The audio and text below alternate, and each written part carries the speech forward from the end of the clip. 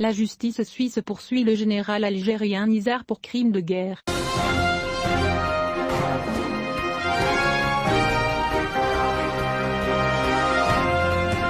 Après 10 ans de défense des droits de l'homme, la justice suisse a répondu à des dizaines d'appels pour le procès du général algérien et ancien ministre de la Défense Khaled Nizar. Et l'Organisation suisse de défense des droits de l'homme Procès a annoncé que pour la première fois, l'ancien ministre algérien de la Défense Khaled Nizar sera jugé devant la justice suisse. L'Organisation de défense des droits de l'homme a déclaré mardi dans un communiqué que le ministère public de la Confédération fédérale suisse avait accusé le général algérien Khaled Nizar de complicité dans la commission de crimes de guerre et de crimes contre l'humanité entre 1992 et 1994 pendant la guerre civile algérienne. L'organisation a indiqué que la semaine dernière, le ministère public a de nouveau écouté le général Khaled Nizar pendant 3 jours au siège du parquet fédéral à Berne, et a décidé de le poursuivre. Ainsi, la justice suisse a décidé de juger l'ancien ministre algérien de la Défense, le général Khaled Nizar, qui a mené le 92e coup d'État, selon ce qu'a rapporté l'ancien diplomate politique et militant des droits de l'homme Mohamed Larbi Zitout.